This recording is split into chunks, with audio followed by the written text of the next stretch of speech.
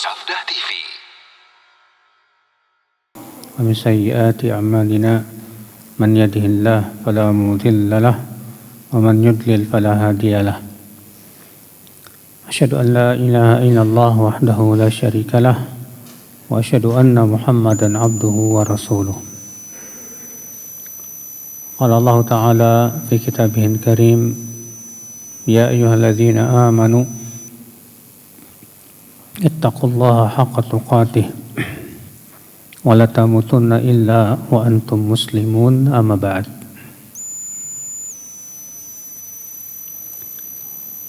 Kita lanjutkan ayol ikhwah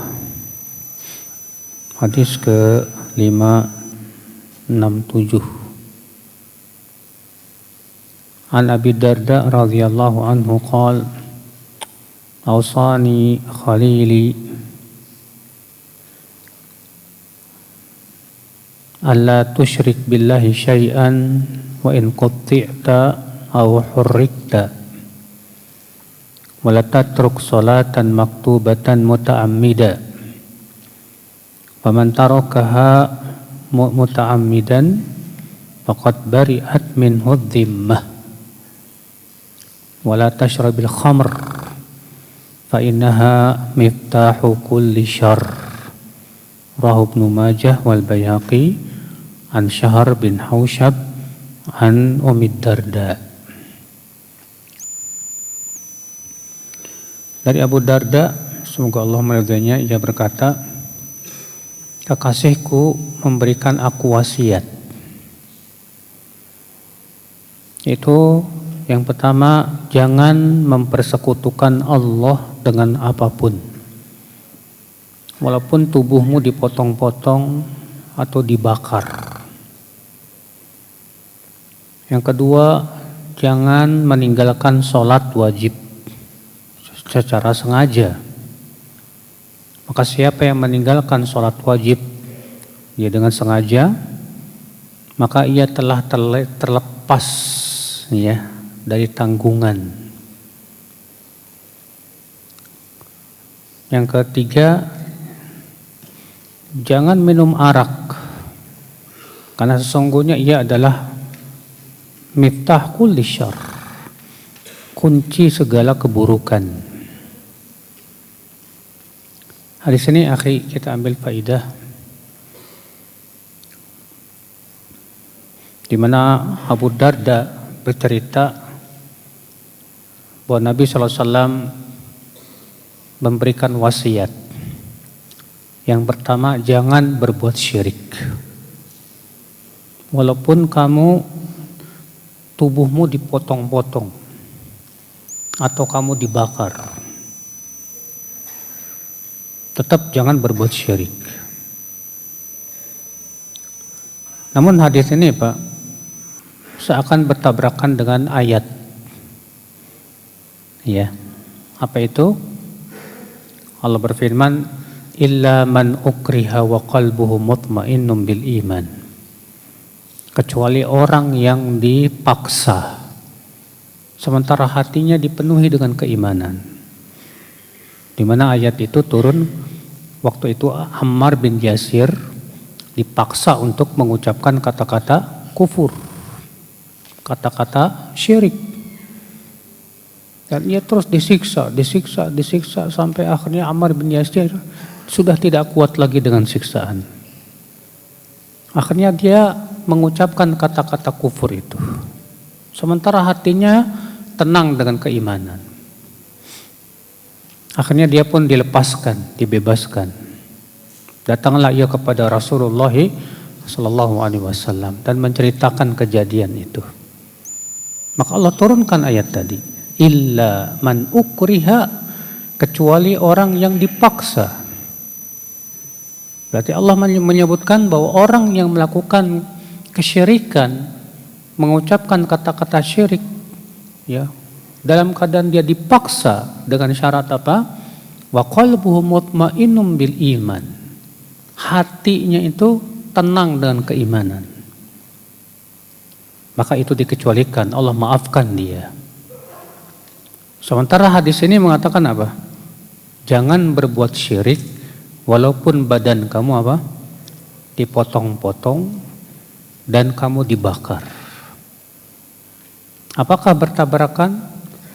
Kata para ulama tidak, atas dasar bila hadis ini sahih. Walaupun memang banyak ulama mendhaifkan hadis ini. Namun Syekh Albani menyatakan hasan karena banyaknya jalan.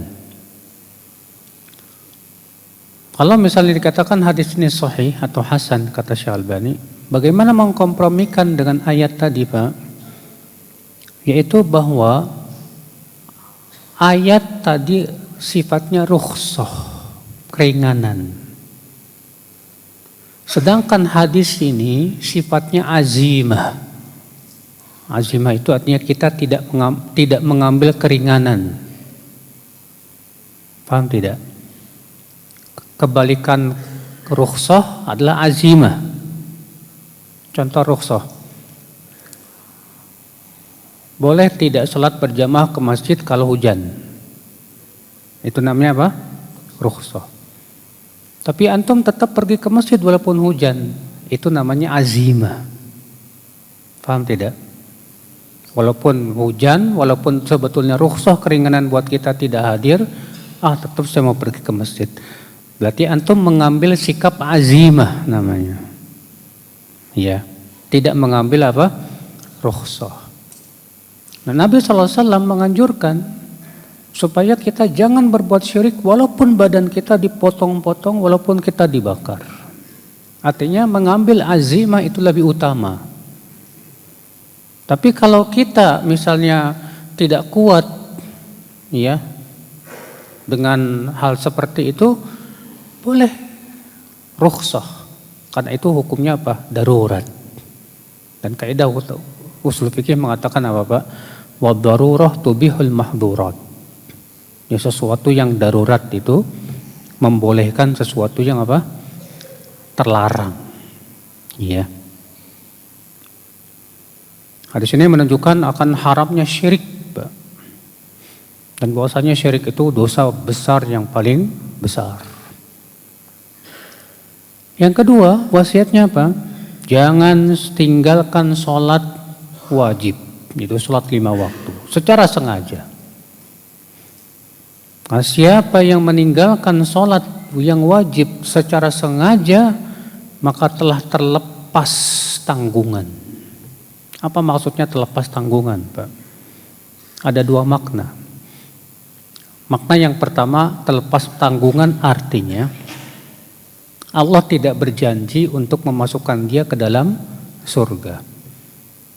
Sebagaimana disebutkan dalam sebuah riwayat, "Wa man lam yuhafidz 'alaihinna", siapa yang tidak menjaga sholat 5 waktu, ya, maka Allah tidak berjanji untuknya untuk memasukkan dia kepada apa? Kepada surga. Makna yang kedua, maksudnya terlepas dari tanggungan artinya bahwa orang ini, Pak, halal darahnya. Kenapa? Karena Rasulullah SAW mengizinkan memerangi orang yang meninggalkan sholat. Sebagaimana disebutkan dalam hadis, umirtu an uqatilan nas hatta yashhadu an la ilaha illallah wa anna rasulullah wa yuqimus shalah wa yu'tuz zakah. Aku diperintahkan untuk apa? Memerangi manusia sampai mereka mengucapkan 2 kalimat syahadat, mendirikan sholat, membayar apa? Zakat. Sehingga hadis ini dijadikan hujah oleh madhab Hambali bahwa orang yang meninggalkan sholat ya wajib dengan sengaja, maka dia murtad dari agama Islam. Ini pendapat dan sudah kita sebutkan pada pertemuan kemarin ya, tentang ikhtilaf para ulama, orang yang meninggalkan sholat wajib dengan sengaja, Pak, karena malas. Jumhur ulama mengatakan dia belum kafir, dia fasik, pelaku dosa besar. Sedangkan Imam Ahmad, yang itu madhab Hambali, mengatakan dia murtad dari agama Islam dan pelakunya kafir. Ya. Nah, jumhur ulama yang mengatakan tidak kafir orang yang meninggalkan sholat. Berselisih di kalangan mereka. Ya, apa hukuman mereka yang tidak sholat? Pendapat Abu Hanifah mengatakan apa? Dipenjara. Ya, sampai dia sholat. Pendapat Imam Syafi'i dan beliau yang paling keras, disuruh taubat, disuruh sholat. Kalau dia tidak mau sholat, dibunuh. Tapi tentunya yang menegakkannya bukan sembarangan orang, Pak. Itu hak, ya, qadhi. Ya. Dasarnya hadis tadi, aku diperintahkan untuk memerangi manusia. Sampai mereka mengucapkan 2 kalimat syahadat, mendirikan sholat, dan membayar apa? Zakat. Nah, ini saudaraku seiman. Ini wasiat yang kedua. Jangan tinggalkan sholat 5 waktu. Wasiat yang ketiga, jangan minum arak. Apa itu arak, Pak? Arak adalah semua yang memabukkan. Arak adalah semua yang apa? Memabukkan. Ya. Dan itu pendapat jumhur ulama. Sementara Abu Hanifah pendapatnya apa? Arak itu adalah khusus apabila terbuat dari anggur. Menurut Abu Hanifah, arak itu hanya yang terbuat dari anggur. Tapi pendapat Abu Hanifah ini batil, dan diingkari oleh jumhur. Kenapa? Karena pendapat Abu Hanifah bertabrakan dengan hadis yang sahih, sharih, tegas. Apa itu? Nabi mau bersabda, kullu muskirin khamrun wa kullu khamrin haram. Setiap yang memabukkan itu apa? Arak. Dan setiap arak itu hukumnya apa? Haram. Di situ Nabi menyebutkan bahwa setiap yang memabukkan itu hukumnya apa? Arak. Berarti arak itu adalah setiap yang memabukkan, baik dari anggur, rambutan, apel, kurma. Pokoknya selama memabukkan itu hukumnya apa? Arak. Bayangkan, Pak, kalau ada orang yang hanya gara-gara ikhtilaf ulama terus dia milih pendapat Abu Hanifah. Kata Abu Hanifah, arak cuman anggur, Mas. Ini rambutan. Boleh dong. Gara-gara hanya masalah apa? Ikhtilaf. Sebagian orang kan begitu. Hanya karena ini ikhtilaf ulama, udahlah kita slow aja. Gak bisa, Mas. Tidak setiap perselisihan ulama bisa kita hormati, Pak. Ya, tidak setiap permasalahan khilafiyah yang diperselisihkan para ulama tidak boleh diingkari. Tidak. Buktinya pendapat Abu Hanifah ini diingkari oleh jumhur.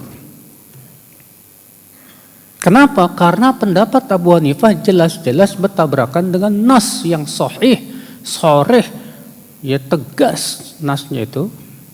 Bahwa setiap arak, setiap yang memabukkan itu apa? Arak. Nah, zaman sekarang kan ada orang yang membolehkan rokok gara-gara ada ulama yang membolehkan. Kan lucu. Padahal ya semua dokter yang muslim maupun kafir ijma sepakat bahwa yang namanya rokok itu membahayakan. Dan syariat kita mengharamkan segala sesuatu yang membahayakan, Pak. Ya. Rokok ada manfaatnya tidak? Tidak ada. Isinya racun, isinya mudarat. Arak masih ada manfaatnya, Pak.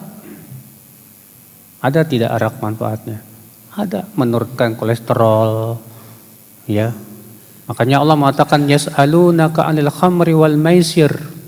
Mereka bertanya kepadamu tentang arak dan judi. Qul fihima itsmun kabirun wa manafi'u linnas. Katakan, dalam arak dan judi itu ada dosa besar dan ada manfaat-manfaat untuk manusia. Allah menyebutkan manfaat itu dengan sigot muntahal jumu, manafi, yang menunjukkan bahwa manfaatnya tidak sedikit. Lalu Allah mengatakan apa? Wa itsmuhuma akbaru min naf'ihima. Tapi bahayanya, dosanya lebih besar daripada apa? Manfaatnya. Diharamkan tidak, Pak? Diharamkan. Rokok apa manfaatnya? Ada yang bisa menyebutkan manfaat rokok? Ngusir maling, kata Ustaz Firanda. Kenapa? Karena malam-malam antum batuk-batuk. Oh, jadi maling nggak jadi maling. Akhal Islam, saudaraku seiman. Ya. Maka tidak setiap perselisihan ulama bisa kita hormati, Pak. Tidak bisa. Sebuah contoh saja ini. Abu Hanifah mengatakan arak itu yang terbuat dari anggur saja. Jelas pendapat yang batil, bertabrakan dengan dalil yang sahih, sharih. Ya, tidak mansuh. Itu sabda Nabi SAW, kullu muskirin khamrun. Setiap yang memabukkan itu apa? Arak. Semuanya, setiap yang memabukkan. Apalagi di kota Madinah saat itu, waktu Rasulullah SAW hidup, ya, arak itu rata-rata terbuat dari kurma. Ya. Jarang anggur. Ikhwata Islam, saudaraku seiman. Nah ini, akhi. Jadi yang namanya arak apa itu? Setiap yang memabukkan. Maka hukumnya apa? Arak. Ya. Sama tidak, Pak? Memabukkan dengan menidurkan. Hah? Kalau ini memabukkan, ini membuat tidur, bikin ngantuk tidur. Sebagian ulama ada yang menyamakan, alasannya karena sama-sama menghilangkan akal. Namun pendapat yang paling kuat tidak sama. Maka dari itu hukum pala, biji pala itu, Pak. Pala itu bukan memabukkan, tapi dia membuat tidur, menenangkan dia. Ya, makanya saya lebih condong kepada pendapat yang mengatakan bahwa biji pala itu boleh, nggak apa-apa. Kenapa? Karena bukan memabukkan dia. Dia hanya menenangkan saja. Antum kalau susah tidur, makan pala, pakai biji pala itu, insya Allah enak tidur. Tapi dia tidak memabukkan. Ikhwata Islam, saudaraku seiman, rahimani wa rahimakumullah jami'an. Kata Rasulullah, jangan minum arak, karena ia adalah kunci segala keburukan. Kenapa? Karena arak membuat hilang akal. Ketika akal hilang, tidak bisa berpikir. Akhirnya berbuat berbagai macam kemaksiatan, membunuh orang, dan yang lainnya. Ikhwat Islam, saudaraku seiman. Kita lanjutkan hadis berikutnya sama.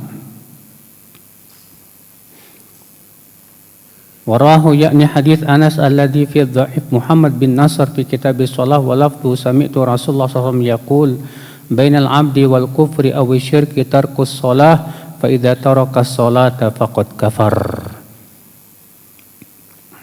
Rasulullah SAW bersabda, antara hamba dan kekafiran atau kesyirikan adalah meninggalkan sholat. Apabila dia meninggalkan sholat, maka ia telah kafir. Dan hadis ini sebagaimana sudah kita sebutkan hujjah Imam Ahmad bin Hanbal, di mana beliau mengatakan orang yang meninggalkan sholat walaupun karena malas, walaupun hanya sekali, kata Imam Ahmad, maka dia kafir. Ya. Waraw Ibnu Majah an Yazid ar-Raqashi anhu an Nabi sallallahu alaihi wasallam qala laisa bainal abdi wasyirki illa tarkus shalah fa idza tarakaha faqad asyrak. Tidak ada antara hamba dan kesyirikan kecuali meninggalkan salat. Maka apabila ia meninggalkan sholat, maka sungguh ia telah berbuat syirik. Ya, ini sudah kita pernah bahas hadis tersebut. Hadis 569. Wa an Mu'adz bin Jabal radhiyallahu anhu qala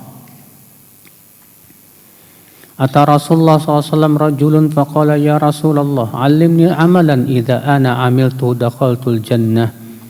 Faqala la tusyrik billahi syai'an wa in udzibta wa hurrikta ati walidaik wa in akhrajaka min malika wa min kulli syai'in huwa lak wa la tatrukis shalah muta'ammidan fa inna man taraka shalah muta'ammidan faqad bari'at minhu dhimmatullah. Datang seorang laki-laki kepada Rasulullah SAW. Lalu ia berkata, wahai Rasulullah, ajarkan aku sebuah amalan. Apabila aku mengamalkannya, menyebabkan aku masuk surga. Maka Rasulullah bersabda, jangan berbuat syirik, jangan sekutukan Allah dengan apapun, walaupun kamu disiksa dan dibakar. Taati kedua orang tuamu, walaupun keduanya mengusir kamu dari hartamu dan dari segala yang kamu miliki. Dan jangan tinggalkan sholat dengan sengaja, karena orang yang meninggalkan sholat dengan sengaja, maka sungguh ia telah terlepas dari tanggungan Allah. Ini sama dengan hadis sebelumnya, Pak. Cuma perbedaannya di sini yaitu perintah untuk menaati orang tua. Walaupun orang tua kamu menyuruh kamu memberikan semua hartanya kepada dia. Ya. Kemudian sekali lagi hadis ini diperselisihkan akan kesahihannya. Ya, banyak ulama mendhaifkan hadis ini. Ikhwatul Islam, saudaraku seiman. Syekh Muhammad bin Shalih Al-Utsaimin rahimahullah menyebutkan tentang ketika mensyarah ya hadis, sesungguhnya kamu dan hartamu milik bapakmu. Bolehkah seorang ayah mengambil harta anak seenaknya? Kata Syekh Utsaimin rahimahullah bahwa seorang ayah tidak boleh mengambil harta anaknya seenaknya, Pak. Boleh mengambil apabila itu tidak memberikan mudarat kepada siapa? Kepada si anak, dan mengambil sesuai dengan kebutuhannya. Ya wallahu a'lam. Hadis 570. Wa anhu qala awsani Rasulullah SAW bi asyri kalimatin. Dan darinya juga bahwa Rasulullah SAW berwasiat kepadaku dengan 10 kalimat. Itu dari Mu'adz bin Jabal. Yang pertama, la tusyrik billahi syai'an wa in qutilta wa hurrikta. Jangan kamu sekutukan Allah dengan apapun, walaupun kamu dibunuh dan dibakar. Wala ta'uqqanna walidayka wa in amaraka an takhruj min ahlika wa malika. Dan jangan durhaka kepada kedua orang tuamu, walaupun keduanya memerintahkan kamu untuk keluar dari istri dan hartamu. Wala tatrukanna sholatan maktubatan muta'ammida. Yang ketiga, jangan tinggalkan sholat ya yang wajib dengan sengaja. Fa inna man taraka sholatan maktubah muta'ammidan faqad bari'at minhu dhimmatullah. Karena siapa yang meninggalkan sholat yang wajib secara sengaja, maka sungguh ia telah terlepas dari tanggungan Allah. Wala tashrabanna khamran fa innahu ra'su kulli fahisyah. Dan jangan kamu minum arak, karena ia adalah kepala segala keburukan. Wa iyyaka wal ma'siyah. Jauhi oleh kamu maksiat. Fa inna bil maksiyati halla sakhatullah. Karena disebabkan maksiat turun kemurkaan Allah, itu azab Allah. Wa iyyaka wal firar minaz zahaf wa in halakan nas Wa in asaban nas mautun fathbut. Jangan lari dari medan perang. Walaupun manusia semua mati, walaupun semuanya mati kecuali kamu, tetaplah kamu tidak boleh lari dari medan perang. Wa anfiq ala ahlika min taulik. Dan berinfaklah, berikanlah nafkah kepada keluargamu dari keluangan hartamu. Wala tarfa anhum asaka adaban. Dan jangan mengangkat dari mereka tongkatmu sebagai adab. Wa akhifhum fillah. Dan takut-takuti mereka di jalan Allah. Hadis ini akhi, ya, Syekh Albani mengatakan hasan li ghairi. Walaupun dalam sanadnya sebetulnya banyak cacatnya ya. Di antaranya terputus sanadnya. Di antaranya ya ada perawi yang dhaif. Ya, akan tetapi menurut Syekh Albani hadis ini ada saling menguatkan satu sama lainnya. Wallahu a'lam. Hadis ini menunjukkan akhi 10 wasiat. Yang pertama, jangan sekutukan Allah. Kita sebutkan tadi. Yang kedua, jangan durhaka kepada orang tua. Walaupun orang tua kamu menyuruh menceraikan istrimu. Ya. Jadi kalau antum disuruh menceraikan istri antum, ya, maka antum taati. Kecuali kalau alasannya tidak syar'i, Pak. Pernah Ibnu Umar menikah dengan seorang wanita yang cantik rupawan. Rupanya gara-gara dia nikah sama wanita ini, dia jadi sering gak kelihatan sholat berjamaah, Pak. Maka Umar bin Khattab sebagai ayahnya khawatir. Ya, khawatir akan agama anaknya. Maka Umar berkata, ceraikan istrimu. Ibnu Umar terkejut, kok disuruh nyeraikan istrinya. Datang ia ke Rasulullah sallallahu alaihi wasallam. Hai Rasulullah, ayahku Umar menyuruhku untuk menceraikan istriku, hai Rasulullah. Kata Rasulullah, ati abak, taati bapamu. Akhirnya Ibnu Umar pun menceraikan istrinya. Lalu kemudian menikah dengan wanita yang lain, ya. Dan pernikahan yang kedua ini tidak membuat beliau lalai. Ikhwata Islam, saudaraku seiman. Jadi kalau antum disuruh menceraikan istri antum sama orang tua, lihat alasannya kenapa. Kalau alasannya ceraikan istri kamu, kenapa? Keluarga miskin gitu. Nah, ini enggak syar'i, enggak benar ini, Pak. Ya, kalau istri kita soleha, atau misalnya kita disuruh menceraikan istri kita gara-gara istri kita pakai cadar misalnya, karena ngikutin sunnah, enggak boleh ditaati. Ya. Tapi kalau kita disuruh menceraikan istri kita oleh orang tua kita karena memang alasan yang syar'i tadi, kayak Umar bin Khattab melihat anaknya setelah menikah kok udah jarang sholat berjamaah, ya, Umar khawatir ini agama anaknya rusak ini. Maka Umar menyuruh dia menceraikan istrinya. Maka kalau alasannya syar'i, taati. Ikhwata Islam, saudaraku seiman. Nasihat selanjutnya, jangan tinggalkan sholat wajib. Karena siapa yang meninggalkan sholat wajib dengan sengaja, maka telah terlepas dari tanggungan Allah. Sudah kita jelaskan tadi. Nasihat selanjutnya, jangan minum arak. Karena arak itu adalah kepala segala keburukan. Sudah kita jelaskan juga. Kemudian nasihat selanjutnya, wa iyyaka wal ma'siyah.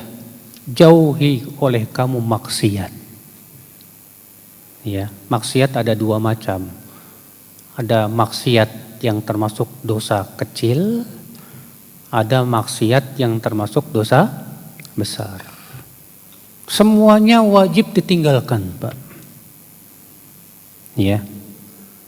Banyak di antara kita Pak, ketika tahu itu dosa kecil, kita malah meremehkan Pak. Makanya para sahabat nggak pernah sekalipun bertanya ke Rasulullah, "Hei Rasulullah, ini dosanya dosa kecil apa dosa besar?" Enggak. Ya. Pokoknya selama itu dilarang, tinggalkan. Bahkan Nabi mengatakan, "Iyyakum wa muhaqqaratiz dzunub."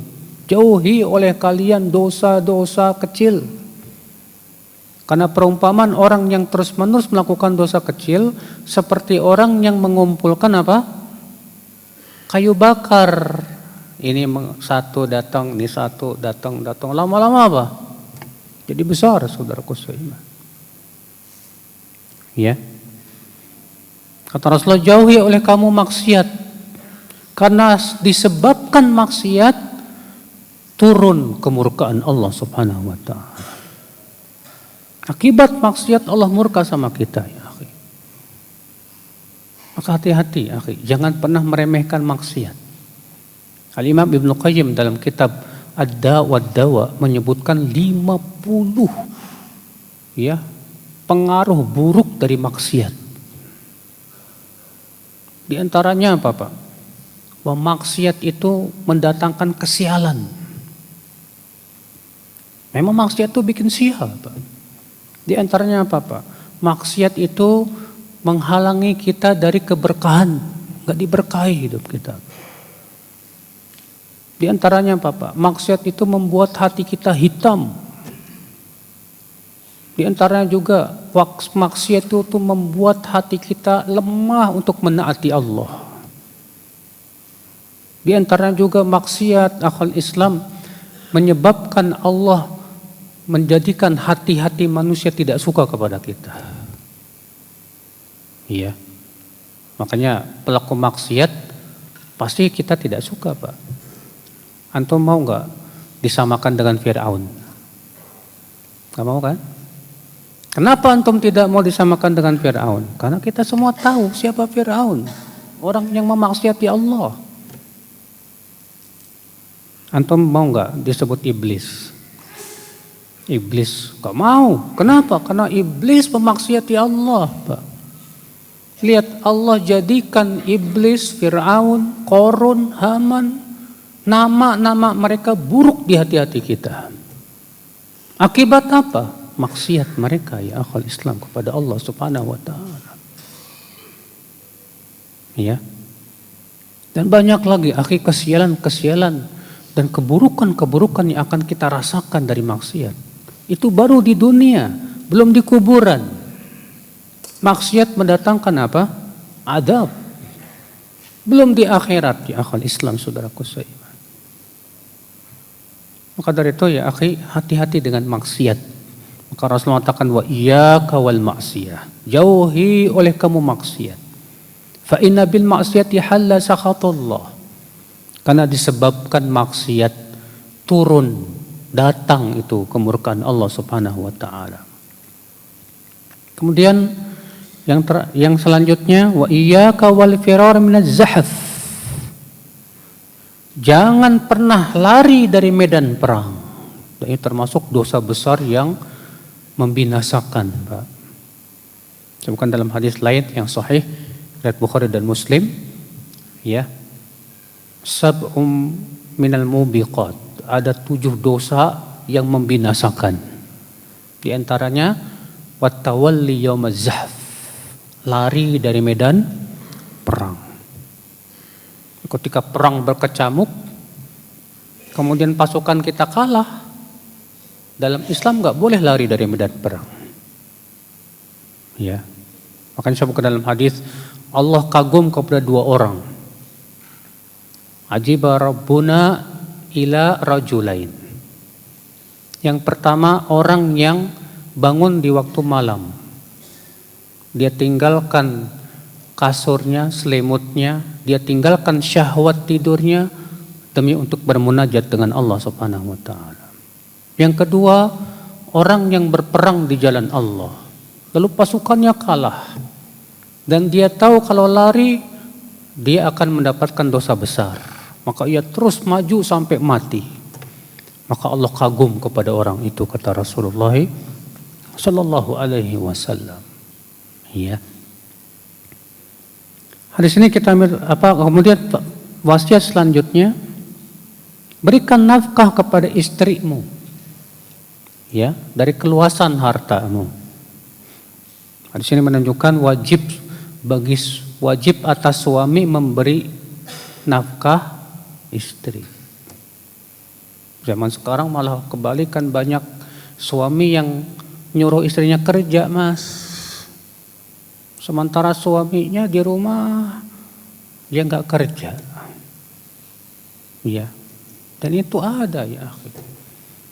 Udah ngaji lagi. Sampai istrinya kesel sama suaminya karena malas nggak mau cari nafkah. Sementara istrinya keluar cari nafkah. La ilaha illallah. Maka yang seperti ini Pak, si istri punya hak minta cerai, boleh, nggak masalah. Kenapa? Karena dia tidak dinafkahi, dan hak istri itu dinafkahi oleh siapa? Suami. Ya, laki-laki itu tulang punggung, sedangkan wanita itu tidak diciptakan dari tulang punggung. Wanita itu diciptakan dari tulang rusuk. Ya. Maka setiap laki-laki wajib menafkahi istrinya. Walaupun istri antum orang kaya, antum nikah sama akhwat kaya raya konglomerat, tetap antum wajib menafkahi dia. Ya. Kecuali kalau si istri mengundurkan diri, dia bilang, "Mas, saya udah kaya, nggak usah kamu nafkahi saya. Nafkahi ada dirimu sendiri." Nggak masalah kalau seperti itu. Ya. Pernah di zaman Rasulullah ada seorang wanita yang bernama Zainab, kaya raya, menikah dengan seorang sahabat miskin, Abdullah bin Mas'ud. Kemudian Zainab mau mengeluarkan zakat, sedekah. Lalu Ibnu Mas'ud berkata, "Aku suamimu lebih layak kamu berikan zakat hartamu, sedekah." Kata Zainab, "Aku mau tanya dulu Rasulullah SAW. Benar nggak ucapan kamu itu?" Pergilah ke Rasulullah SAW. "Hai Rasulullah, aku mau mengeluarkan zakat tapi suamiku berkata bahwa dia lebih layak untuk beri aku zakat dari hartaku." Kata Rasulullah, "Benar suamimu." Berarti suami kalau miskin boleh dapat sedekah dari apa? Istri. Kenapa? Karena istri tidak ada kewajiban menafkahi suami. Sedangkan suami boleh nggak memberikan zakat kepada istrinya? Tidak boleh. Kenapa? Karena istri tanggungan suami. Dan zakat tidak boleh diberikan kepada orang yang kita tanggung hidupnya, Pak. Ikhwat Islam, saudaraku seiman. Kemudian kata Rasulullah, "Wala tarfa'anhum 'asauka adaban." Jangan angkat tongkatmu dari mereka, dari keluargamu. Artinya maksudnya gimana jangan angkat tongkat itu, Pak? Artinya, Pak, ya, kita disuruh untuk memberikan adab kepada keluarga, Pak. Makanya Rasulullah SAW itu, Pak, nyimpen cambuk di dinding. Buat mencambuk, bukan buat nakut-nakutin. Ya, makanya Rasulullah mengatakan wa akhifhum fillah. Takut-takuti mereka agar mereka taat kepada Allah Subhanahu wa taala. Enggak apa-apa antum di rumah simpen rotan. Terus bilang ke anak, "Nak, itu apa?" "Rotan buat mukul kan ya?" "Iya. Kalau kamu nggak sholat, hati-hati ada rotan itu." Maksudnya kita takut-takuti, Pak. Nggak masalah itu. Ya, karena sudah masuk ke sholat katanya. Subhanakallah bihamdik. Asyhadu an la ilaha illa anta astaghfiruka wa atubu ilaik. Assalamualaikum warahmatullahi wabarakatuh.